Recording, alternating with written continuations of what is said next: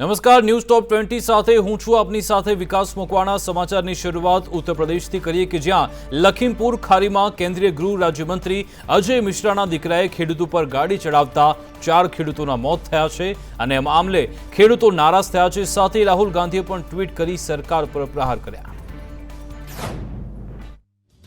ઉત્તર પ્રદેશના લખીમપુર ખીરીમાં ખેડૂતો ડેપ્યુટી ચીફ મિનિસ્ટર કેશવ પ્રસાદ મૌર્યની સામે પ્રદર્શન કરવા જઈ રહ્યા હતા ત્યારે કોઈ અજાણ્યા કાર ચાલકે ખેડૂતો પર કાર ચડાવી દીધી, જેમાં 3 ખેડૂતોના મોત થયા બાદ મોટી બબાલ થઈ હતી। લખીમપુર ખીરીમાં કેન્દ્રીય ગૃહ રાજ્યમંત્રીના તેમના ગામના પ્રવાસે તેઓ આવવાના હતા। ડેપ્યુટી સીએમ કેશવ પ્રસાદ મૌર્ય તેમને રિસીવ કરવા આવવાના હતા, પરંતુ તેમના આગમન પહેલા ખેડૂતોએ હેલિપેડ પર કબજો જમાવી દીધો અને ડેપ્યુટી સીએમને રિસીવ કરવા આવેલા ભાજપ નેતાના પુત્ર આશિષ મિશ્રાની સામે વિરોધ દરમિયાન ખેડૂતો સાથે ટક્કર થઈ હતી। આરોપ છે કે ભાજપના નેતાઓએ ખેડૂતો પર ગાડી ચડાવી દીધી, જેમાં 3 લોકોના મોત થયા છે અને 8 લોકો ઘાયલ થયા છે। આ ઘટનાથી ઉશ્કેરાયેલા ખેડૂતોએ 2 ગાડીઓને સળગાવી મૂકી। રવિવારે લખીમપુર ખીરીના સાંસદ અને ગૃહ રાજ્યમંત્રી અજય મિશ્રા ટેનીના પુત્ર આશિષ ઉર્ફે મોનુ મિશ્રાએ ખેડૂતો પર કાર ચલાવી હતી।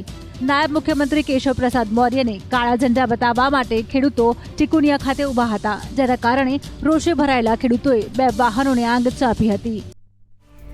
ઉત્તર પ્રદેશનું લખીમપુર હવે વિરોધની આગમાં સળગી રહ્યું છે। આ હિંસક ઘટનાને ઠારવાને બદલે નેતાઓ આગમાં ઘી હોમવાનું કામ કરે છે। લખીમપુરમાં ભડકેલી હિંસામાં અત્યાર સુધીમાં 8 લોકોના મોતની વાત સામે આવી।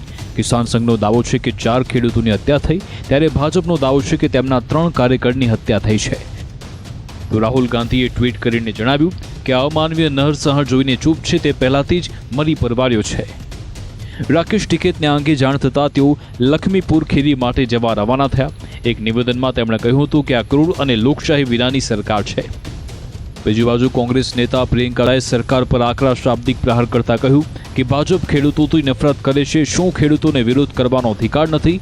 શું તે અવાજ ઉઠાવશે તો ભાજપની સરકાર તેને ગોળી મારી દેશે? તેવા વેધ પ્રશ્નો કર્યા હતા। સમાજવાદી પક્ષ નેતા અખિલેશ યાદવે તો સીએમ યોગી આદિત્યનાથના રાજીનામાની માંગ કરી છે। 26 સપ્ટેમ્બરના રોજ કેન્દ્રીય રાજ્યમંત્રી અજય મિશ્રાએ લખીમપુરની મુલાકાત લીધી હતી। આ દરમિયાન ખેડૂતોએ તેમને કાળા વાવટા બતાવ્યા હતા અને કહેવાય છે કે આગ ત્યાંથી જ લાગી હતી।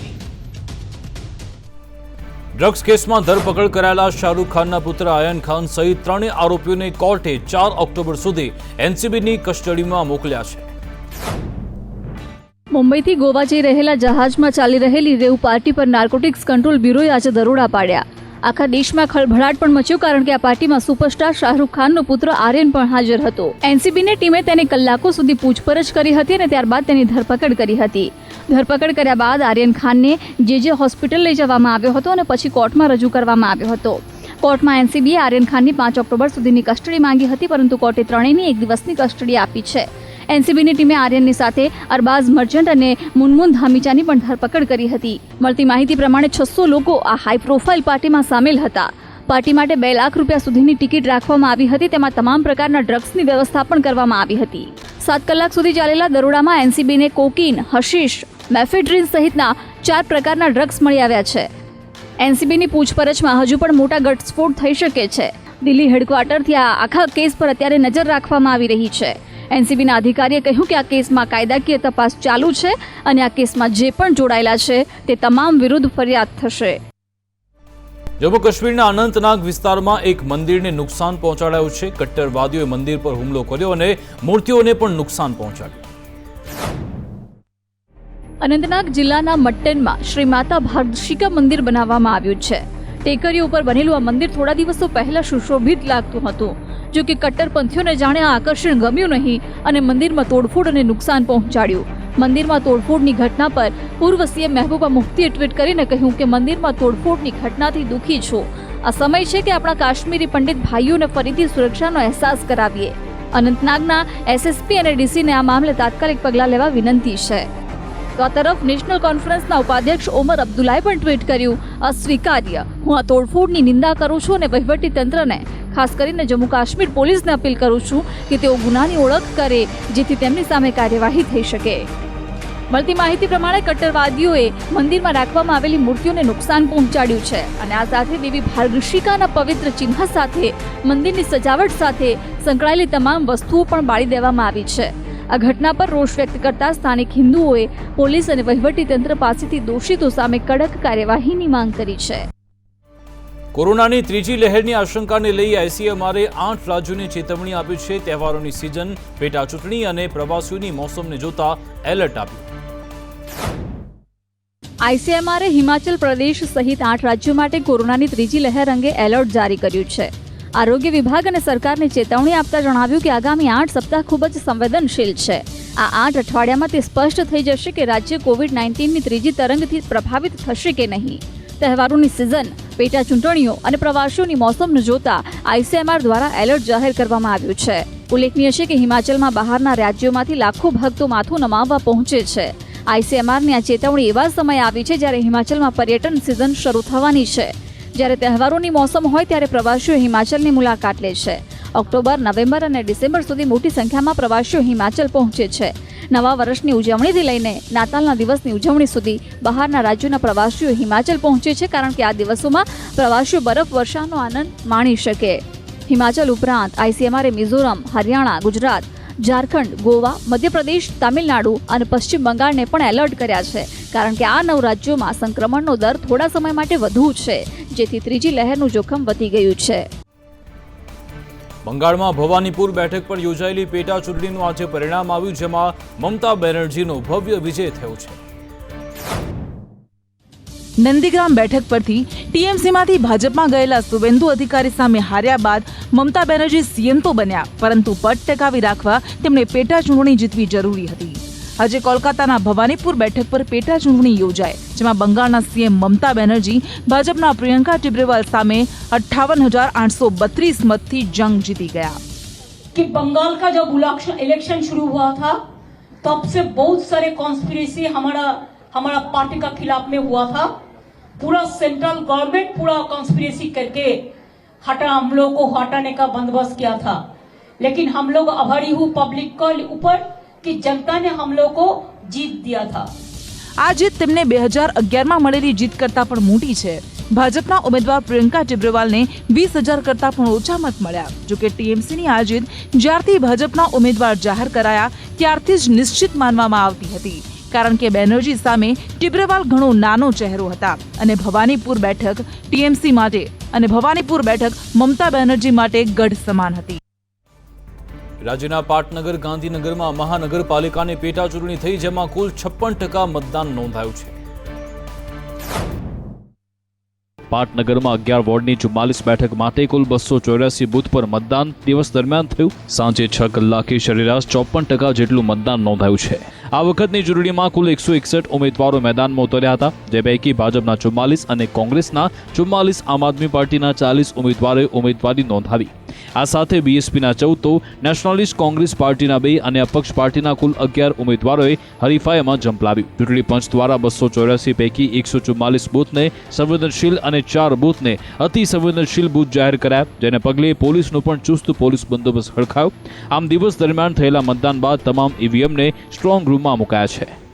પાટનગરમાં થયેલા મતદાનમાં કોંગ્રેસ દિગ્ગજ નેતા શક્તિસિંહ ગોહિલ બાઇક પર મતદાન કેન્દ્ર પર પહોંચ્યા અને સરકારની કાર્યશૈલી સામે પ્રહાર કર્યા. તો ભાજપના પ્રદેશ અધ્યક્ષ સી આર પાટીલે ટ્વીટ કરી ભાજપ જંગી બહુમતીથી આગળ વધતો હોવાનો વિશ્વાસ વ્યક્ત કર્યો. બીજી બાજુ વડાપ્રધાન મોદીના માતા હીરાબાએ પણ રાયસણ વોર્ડમાં મતદાન કર્યું હતું. પાટનગરની પ્રતિષ્ઠાના મહાજંગનું પરિણામ હવે 5 ઓક્ટોબરના રોજ હાથ ધરાશે. ગાંધીનગર સહિત બનાસકાંઠાના થરા, દ્વારકાની ઓખા અને ભાણવડમાં પણ નગરપાલિકાની બેઠક માટે પેટા ચૂંટણી યોજાઈ હતી. બનાસકાંઠા થરા નગરપાલિકાની 20 બેઠકો માટે થયું મતદાન. દ્વારકા, ભાણવડ નગરપાલિકાના 6 વોર્ડની 24 બેઠકો માટે થયું મતદાન. દ્વારકા, ઓખા નગરપાલિકાના 9 વોર્ડની 34 બેઠકો માટે થયું મતદાન. બનાસકાંઠાની થરા નગરપાલિકાની ચૂંટણી માટે વહેલી સવારથી મતદાન ભારે ઉત્સાહ સાથે થયું. પોલીસના ચુસ્ત બંદોબસ્ત વચ્ચે 20 બેઠકો માટે કુલ 15 કેન્દ્રો પર મતદાન થયું.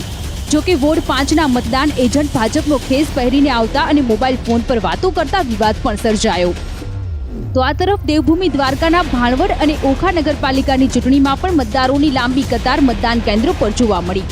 જોકે વોર્ડ નંબર 1માં ઈવીએમ મશીન ખોરવાતા કોંગ્રેસના ઉમેદવાર અને કાર્યકરો ધરણા પર બેઠા હતા, જે બાદ તંત્ર દ્વારા ઈવીએમ મશીન બદલવાની કામગીરી પણ હાથ ધરાઈ હતી. જો કે ઓખા નગરપાલિકાની ચૂંટણી શાંતિપૂર્ણ માહોલમાં સંપન્ન થતા વહીવટી તંત્રએ રાહતનો શ્વાસ લીધો હતો.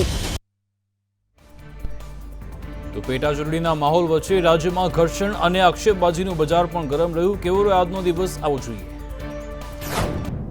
ગાંધીનગરમાં વહેલી સવારથી શાંતિપૂર્ણ માહોલમાં મતદાન ચાલી રહ્યું હતું. જો કે બપોર બાદ કેટલાક ઘર્ષણ અને વિવાદો સામે આવ્યા. ક્યાંક ખુરશીઓ તૂટી તો ક્યાંક પાર્ટીના કાર્યકરો સામસામે આવ્યા. વધુમાં ક્યાંક બોગસ મતદાન તો ક્યાંક આચારસંહિતા ભંગની પણ ફરિયાદો ઉઠી.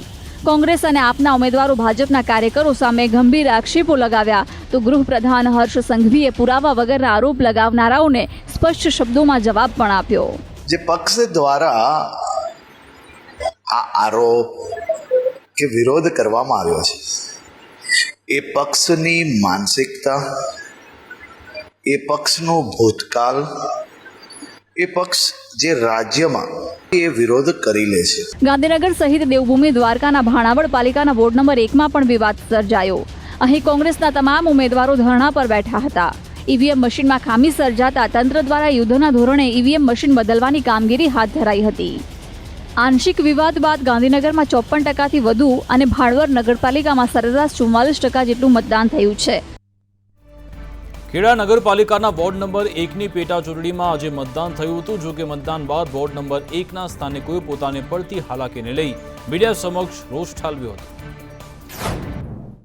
નાગરિકો ઉત્સાહપૂર્વક પોતાના મતાધિકારનો ઉપયોગ કરીને પોતાનો મત આપીને ઉમેદવારને ચૂંટીને તો લાવે છે, પણ ઉમેદવાર ચૂંટાઈને આવ્યા બાદ ભ્રષ્ટાચાર સિવાય કોઈ જ કામ નથી કરતા તેનો જીવતો જાગતો પુરાવો છે આ ખેડા વોર્ડ નંબર 1માં આવેલો ખેડા ભાટાથી અંબાલિયા ભાટા જતો રોડ.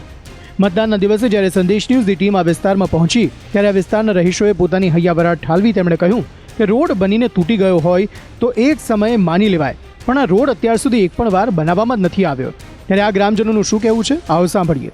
નગરપાલિકાવાળા આપણને એવો જવાબ આપે છે કે તમારી જોડે અમારે શું લેવાનું છે. બરાબર. અમારી જોડે ખાલી મત જ લેવાના છે, અમને બીજું કશું લેવાનું નથી. અમારી જોડે વેરા, સ્ટ્રીટ લાઇટ વેરો લે છે, પછી પાણી બધી જાતના વેરા લે છે, પણ અમારું સફાઈ વેરો લે છે, પણ એમાં કંઈ કામ થતું નથી. પોતાને સંવેદનશીલ કહેતી સરકાર તેમના નેતાઓ, મંત્રીઓ, અધિકારીઓમાં સંવેદના કેમ નથી જોતી? આટલા વર્ષોથી પ્રજા પીડાઈ રહી છે, છતાં પ્રાથમિક જરૂરિયાત એવો રોડ પણ સત્તાધીશો નથી આપી શકતા. મોંઘવારી રૂપી મીટર થંભવાનું નામ જ નથી લેતું. વધુ એકવાર શાકભાજી, પેટ્રોલ, ડીઝલના ભાવમાં ભડકો થતા સામાન્ય જનતાને ઝટકો લાગ્યો છે. દિવસની શરૂઆતની સાથે જ જેમ આમ આદમી દોટ મૂકે છે એમ ભાવ વધારો પણ દોટ મૂકે છે. છેલ્લા ઘણા સમયથી ખાવું શું તે સવાલ ઊભો થયો છે. પહેલા તેલના ભાવમાં ભડકો થયો, હવે શાકભાજીના ભાવ આસમાન આંબવા લાગ્યા છે. રીંગણ પહેલા 45 રૂપિયા કિલો મળતા હતા, જેના ભાવ અત્યારે વધીને ₹80 થઈ ગયો છે. ભીંડાના પણ 35ના 100 રૂપિયા થઈ ગયા છે. દૂધી પણ લેવી હોય તો એક નંગના 20 રૂપિયા આપવા પડે છે. ટમેટા હાલ 60 રૂપિયા કિલો તો ગવાર 120 અને ચોળી 100 રૂપિયા કિલો મળી રહી છે.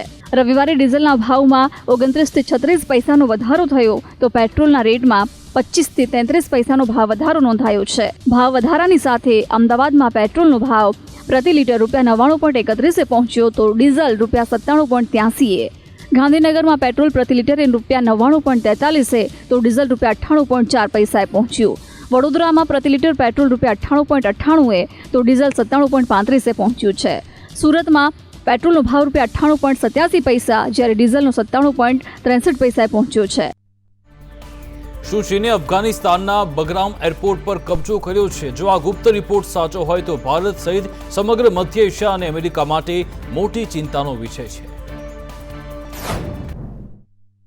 અફઘાનિસ્તાનમાં આશરે 20 વર્ષ સુધી તાલિબાનોનો ખાત્મો કરવાના ઈરાદાથી તૈનાત અમેરિકન સેનાએ બગરામમાં સૌથી મોટો આર્મી બેઝ બનાવ્યો હતો.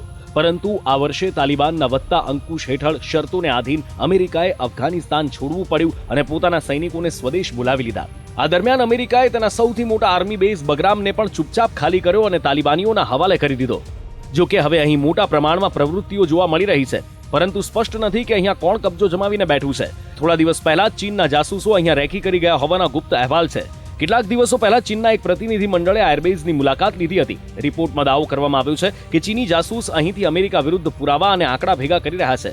માનવામાં આવી રહ્યું છે કે ચીનના જાસૂસ અહીં તાલિબાન અને પાકિસ્તાનની મદદથી એક ગુપ્ત કેન્દ્ર બનાવવા માટે ગયા હતા, જેથી ચીનમાં રહેલ ઉઈગર મુસ્લિમોને કરવામાં આવતી મદદ પર નજર રાખી શકાય. 1 મહિના પહેલા જેવા રિપોર્ટ સામે આવ્યા હતા કે ચીનની નજર અફઘાનિસ્તાનના બગરામ એરપોર્ટ ઉપર છે અને તેની વચ્ચે હવે બગરામ એરપોર્ટ પર વધતી હલચલ સમગ્ર મધ્ય એશિયા સહિત અમેરિકા માટે મોટી ચિંતાનો વિષય છે. તાલિબાને આત્મઘાતી બોમ્બર્સની એક ખાસ બટાલિયન તૈયાર કરી છે અને તેને અફઘાનિસ્તાનની સરહદ પર તૈનાત કરાશે. અફઘાનિસ્તાનના બદક્ષાન પ્રાંતના ગવર્નર મુલ્લા નસીર અહેમદ અહેમદીએ આત્મઘાતી બોમ્બર્સની બટાલિયન તૈયાર કરી હોવા અંગે મીડિયાને જણાવ્યું હતું. તેણે કહ્યું હતું કે આ બટાલિયનને બદક્ષાન પ્રાંતની સરહદ પર તૈનાત કરવામાં આવશે, જે તઝાકિસ્તાન અને ચીન સાથે જોડાયેલી છે. આ બટાલિયનનું નામ લશ્કરે મંસૂરી એટલે કે મંસૂરી આર્મી રાખવામાં આવ્યું છે અને તેને દેશની સરહદો ઉપર તૈનાત કરવામાં આવશે. વધુમાં તેણે જણાવ્યું કે આ એ જ બટાલિયન છે જે અગાઉની અફઘાન સરકાર અને અમેરિકન સુરક્ષા દળોને નિશાન બનાવીને આત્મઘાતી હુમલા કરતી હતી. અહેમદીએ કહ્યું કે આ બટાલિયન વગર અમેરિકી સેના અને ભૂતપૂર્વ સરકારને હરાવવી શક્ય નહોતી. આ બટાલિયનના લડવૈયાઓ દુશ્મનને નિશાન બનાવવા માટે પોતાની છાતી પર બોમ્બ બાંધીને દુશ્મન સાથે મરતા પણ ખચકાતા નથી. આ સિવાય બદરી 313 નામની બટાલિયન પણ છે, જે તાલિબાનની સૌથી આધુનિક અને સજ્જ બટાલિયન કહેવામાં આવે છે, જેને હાલમાં કાબુલ એરપોર્ટની સુરક્ષામાં તૈનાત કરવામાં આવી છે. એક અહેવાલ મુજબ બદરી 313 બટાલિયનના લડવૈયાઓ પણ ફિદાઈન છે. પરગ્રહવાસીઓના અસ્તિત્વને લઈ માનવી હંમેશા ઉત્સુક હોય છે અને આવા દાવા પણ અનેક થાય છે. તેવામાં વધુ એક આવો દાવો થયો છે. માનવી માટે પરગ્રહવાસી હંમેશા ઉત્કંઠાનું કારણ બની રહ્યા છે. વિશ્વમાં યુએફઓ દેખાયાના અસંખ્ય દાવાઓ કરવામાં આવ્યા છે, પરંતુ તાજેતરમાં ટ્વિટર પર પોસ્ટ થયેલા એક વિડીયોએ રહસ્યમય સવાલો ઊભા કર્યા છે. અમેરિકાની શસ્ત્ર ઉત્પાદક કંપની લોકહીડ માર્ટિનની ટેસ્ટિંગ ફેસિલિટી નજીક ટ્રેલરની પાછળ મૂકીને લઈ જવાતા યુએફઓ જેવા એરોડાયનેમિક ઓબ્જેક્ટે સમગ્ર વિશ્વમાં કુતૂહલની સાથે સાથે આ યુએફઓ પરગ્રહવાસીઓનું છે કે પછી અમેરિકાની નવી શોધ છે, એવા સવાલો સર્જ્યા છે. અમેરિકાના મોહેવ ડેઝર્ટમાં આવેલ લોકહીડ માર્ટિનની ટેસ્ટિંગ માટેની હેલેન્ડેલ રડાર ક્રોસ સેક્શન ફેસિલિટી નજીક આ ફ્લાઇંગ ઓબ્જેક્ટ લઈ જતા ટ્રકનો વિડીયો સમગ્ર વિશ્વમાં વાયરલ થઈ રહ્યો છે. આ અંગે મીડિયા દ્વારા લોકહીડ માર્ટિનના વડાને સવાલો પૂછવામાં આવ્યા હતા, પરંતુ તેમણે કોઈ જવાબ આપવાનો ઇનકાર કર્યો હતો. સોશિયલ મીડિયા યુઝર્સે પણ આ રહસ્ય પરથી પડદો ઉઠાવવા માટે સ્કંક વર્ક્સના જનરલ મેનેજર જેફ બેબીવનને સવાલો કર્યા હતા, પરંતુ તેમણે એક સ્મિત સાથે જણાવ્યું કે હું આ અંગે કોઈ માહિતી આપી શકતો નથી. તેમનું આ રહસ્યમય સ્મિત ઘણા સવાલો જન્માવી ગયું. પેરિસને યુરોપની સાયકલ રાજધાની બનાવવાનો દાવો ઉલટો પડે તેવા અણસાર છે. રસ્તે ચાલનારા લોકો અને સાયકલ લઈને જતા વ્યક્તિઓ વચ્ચે ઝઘડા સતત વધી રહ્યા છે. સ્વચ્છ પર્યાવરણ માટે ફ્રાન્સ સરકારે પેરિસને યુરોપની સાયકલ રાજધાની બનાવવાનું નક્કી કર્યું હતું. અહીંયા દરરોજ સરેરાશ 10 લાખ લોકો પોતાની સાયકલ લઈને ઓફિસ, કોલેજ કે અન્ય સ્થળે જાય છે, પરંતુ હવે ફ્રાન્સ સરકારનો આ દાવ ઉલટો પડવા લાગ્યો છે.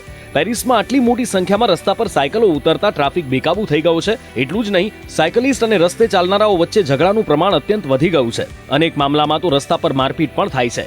સૌથી વધુ પરેશાનીનું કારણ સાયકલ પર ડિલિવરી કરનારા લોકો હોય છે, જે મોટા ભાગે ફૂડ ડિલિવરી ચેઇન સાથે જોડાયેલા છે. તેમણે સમયસર ફૂડ પહોંચાડવાનું હોય છે અને એટલા માટે તેઓ પગપાળા જતા લોકો માટે નક્કી કરેલ લેનમાં ઘૂસી જાય છે. પરિણામે ચાલતા લોકો સાથે ટક્કર થાય છે અને ઝઘડો થઈ જાય છે. આ વખતે ફ્રેન્ચ પ્રમુખ પદની દાવેદારી કરી રહેલ પેરિસના મહિલા મેયર એની હિડાલ્ગોએ શહેરમાં વધુમાં વધુ સાયકલનો ઉપયોગ કરવાનું અભિયાન છેડ્યું હતું. તેમણે પેરિસમાં 115 કિલોમીટરનો વધારાનો સાયકલ ટ્રેક પણ તૈયાર કરાવ્યો હતો. પરંતુ હવે પરિસ્થિતિ વિપરીત થતી દેખાઈ રહી છે. સાયકલિસ્ટ નિયમોનું પાલન કરતા નથી. ઝીબ્રા ક્રોસિંગ પર પણ પગપાળા જતા લોકો માટે રસ્તો ઓળંગવો જોખમી બની ગયો છે. દુબઈમાં સર્વત્ર ભારતનો દબદબો જોવા મળ્યો છે. દુબઈ એક્સપોમાં ભારત છવાયેલું છે.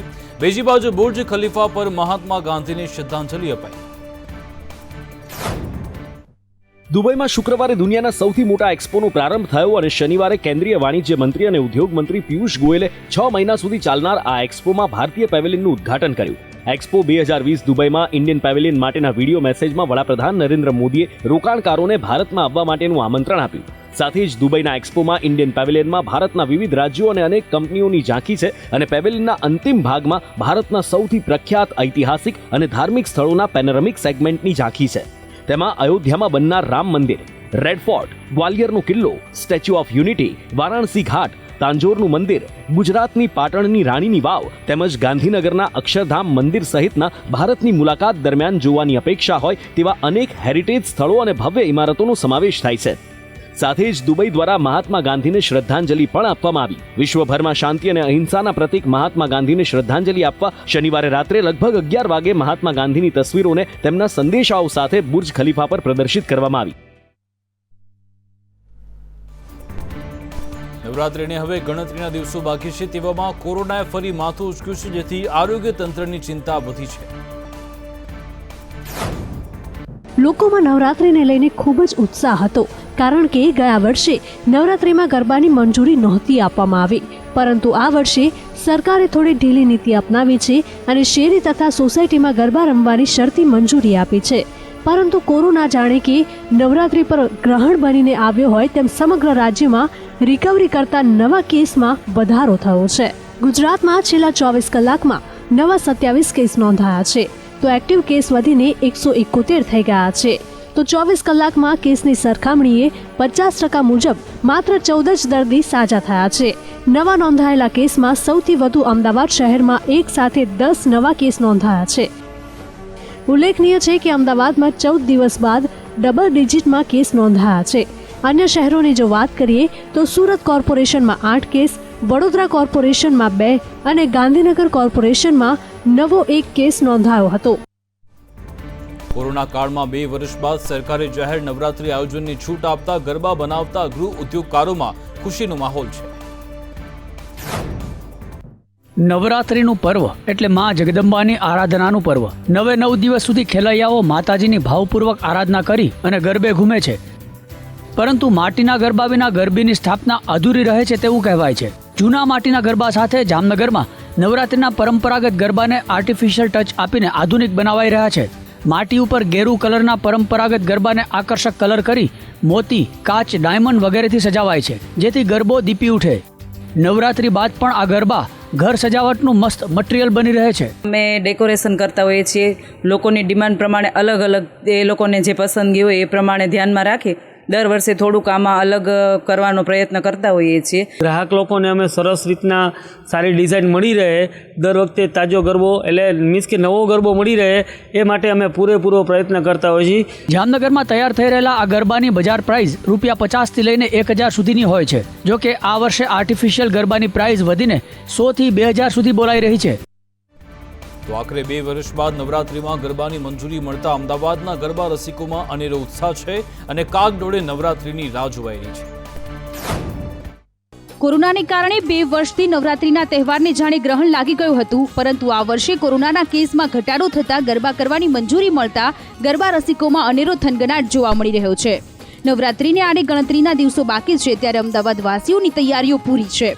આ વર્ષે સોશિયલ ડિસ્ટન્સ જળવાય તે માટે હુલાહૂપ ગરબાનો ટ્રેન્ડ ચાલી રહ્યો છે.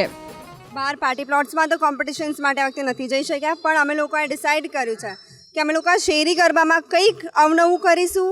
આ વખતે અમે નવા હુલાહૂપ ગરબા શીખ્યા છે, એ જ અમે ગરબા નવરાત્રિમાં કરવાના છે. નવરાત્રિમાં થોડાક જ દિવસ છે એટલે અમે આ જ કરવાના છે. આ વખતે પરમિશન આપી છે ગવર્મેન્ટે, તો અમે બહુ જ એક્સાઇટમેન્ટથી હવે નવરાત્રિ થશે એ પણ અમે નવી સ્ટાઇલથી હુલાહૂપ સાથે કરીશું, તો બહુ મજા આવશે આ વખતે. કોરોનાને કારણે આ વર્ષે પાર્ટી પ્લોટ કે ક્લબમાં ગરબા આયોજનની છૂટ આપવામાં આવી નથી.